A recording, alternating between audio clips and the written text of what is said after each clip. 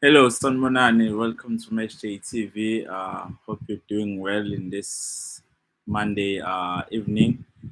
Thank you for joining. My name is Planis Mamane. Welcome to Matchday TV. As you can see, today we're doing a weekend roundup, focusing on the games, the Nedbank Cup games that have just played, and the Nedbank Cup last eight draw that just took place. So if you're new to the channel, welcome to Matchday TV.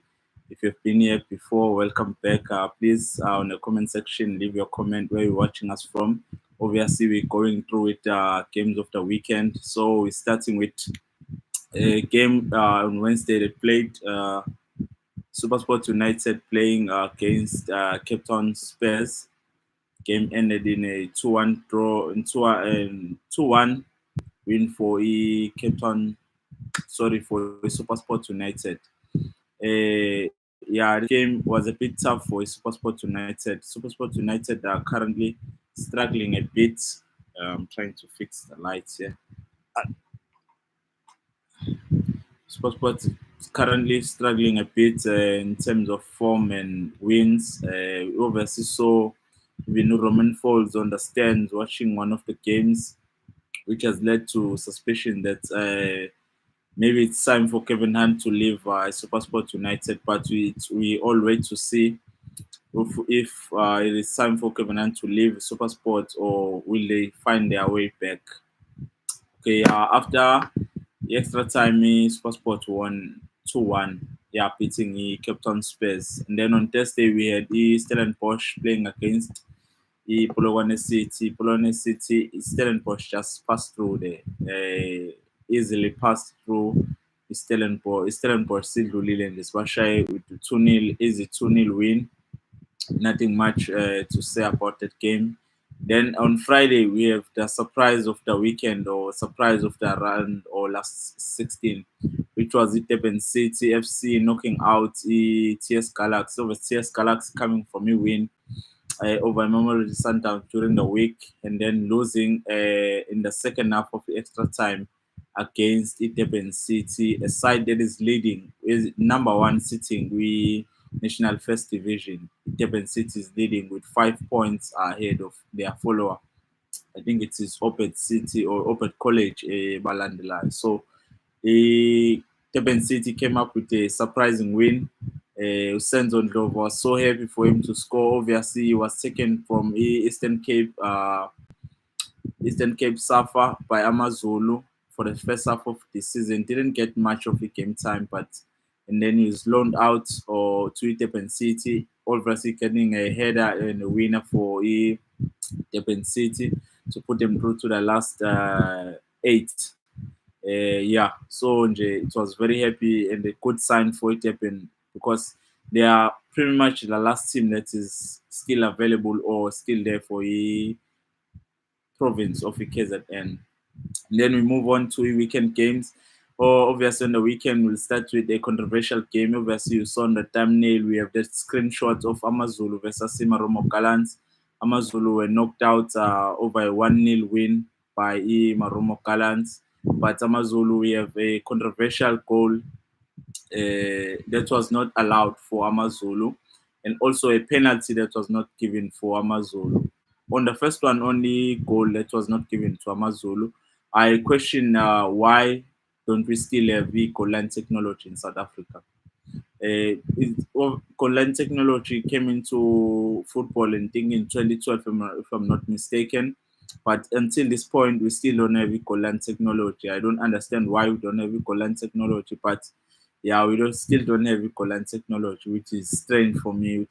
Why at this point in time we still don't have goal line technology? But the positioning of the lineman and the referee should have gave some doubts or some view that that was a goal for Amazon.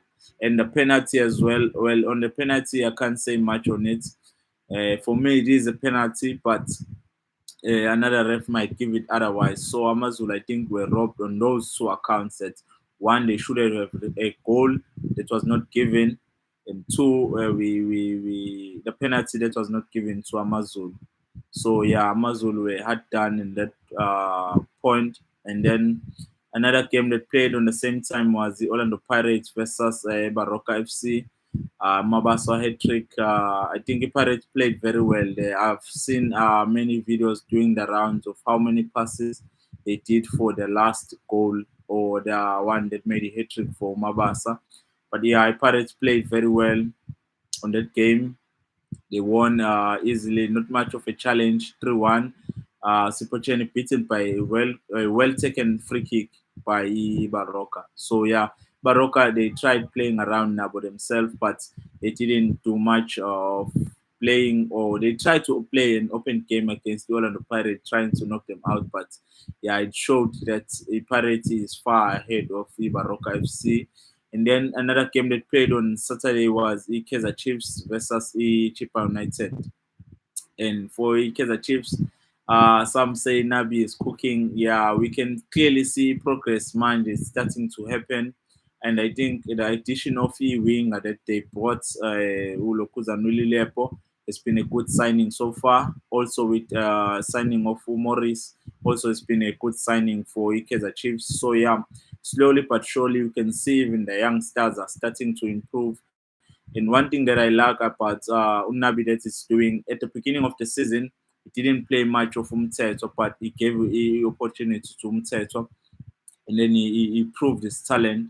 Now what I see him doing is giving Umashian a chance to prove himself in the left back. So he played well against the Chipa United. If I'm not mistaken, he played. Oh no, he was substituted for Cross, but he played well.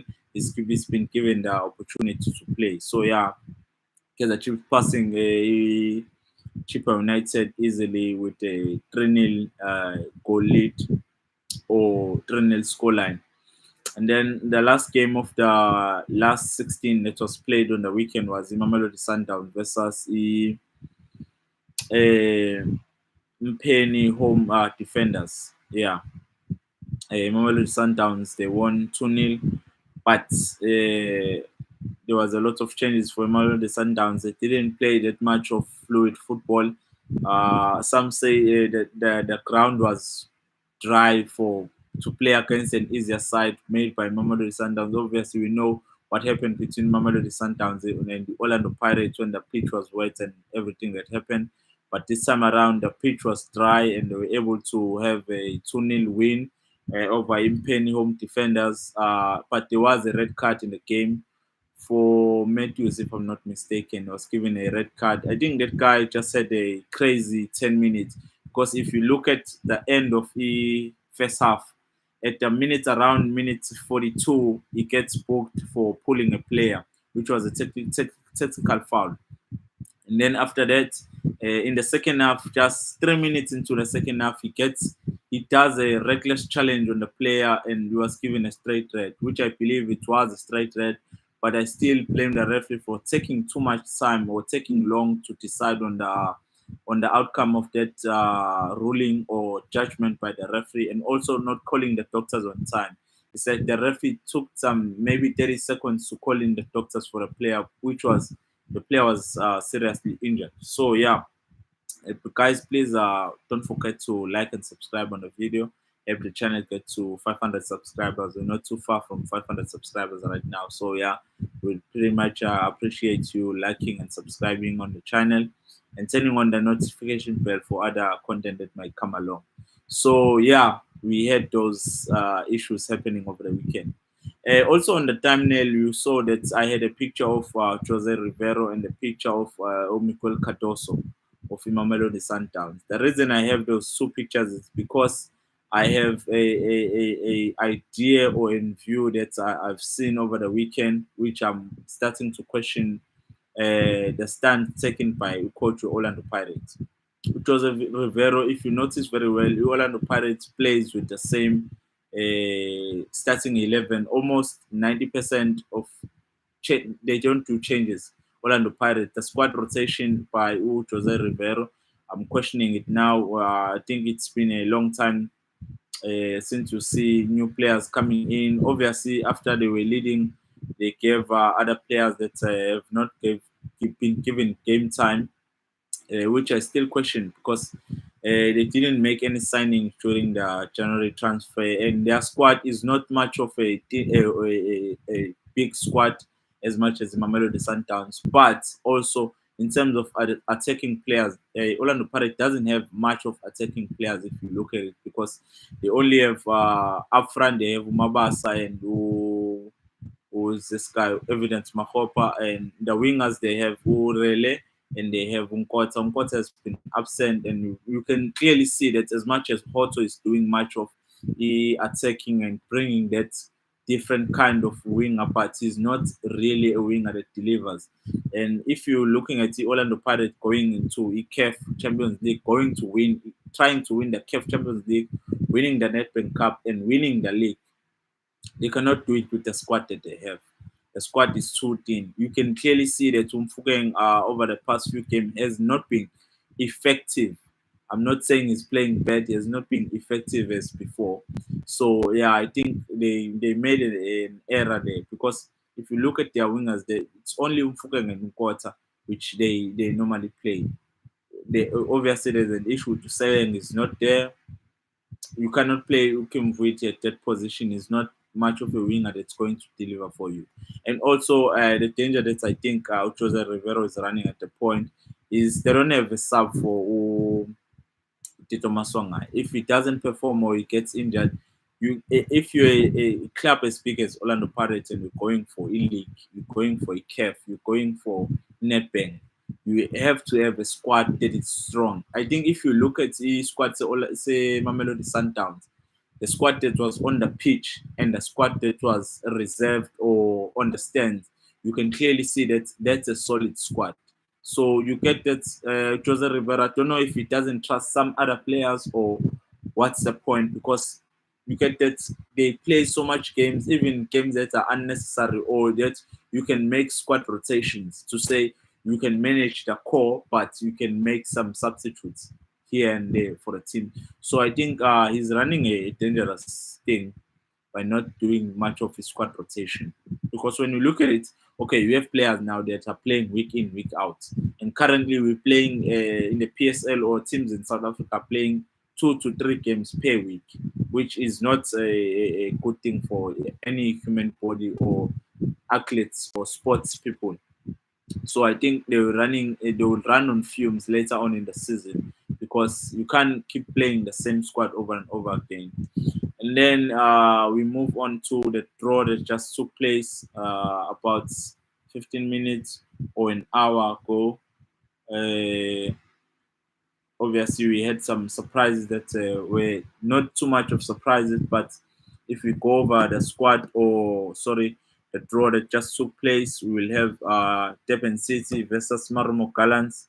Yeah, this game, not much of an hype about it, but I think Marumo Gallants will go through on this one, because we had the coach of Devin City after the game saying that he's more concerned or worried about the lead than playing in the Nedbank. Obviously, they are leading with 5 point advantage, so he said he's more concerned with that. They have to play well in the league for them. Then I think he sees that the opportunities of winning the league are much more greater than the opportunities of winning in Nedbank. And then in the second draw, we had Mamelodi Sundowns playing home, which they'll be playing against it's either Raleigh M or Milford FC or Iskukune. This one, I don't want to delve much into it, because I've spoken so much about the mess that's currently happening with the league or the PSL, not deciding on Raleigh M. Obviously, it has even impacted on another fixture, because for me, I said as they were not able to play the round of 16, they should have just eliminated them and let Milford play against Skokone. By now, we would have had a situation that is cleared out or is sorted out. And then another draw that will be taking place. It is Orlando Pirates will be traveling to Tshwane to play against SuperSport United. I think this one is also a good fixture or a good game. We have good players on both sides. SuperSport is not performing very well, but SuperSport can come through and players can perform on a day. And then the last fixture is Stellenbosch will be welcoming Stellenbosch losing.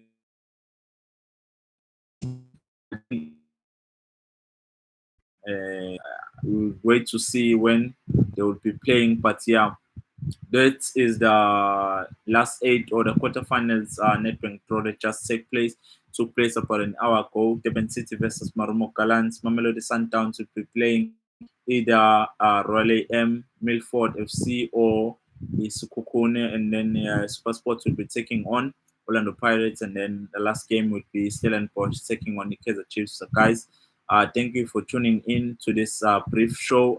If you've gotten to this far of this stream, please like the video and also subscribe on the channel. We will really appreciate you pushing the channel to 500 subscribers, not too far from 500 subscribers.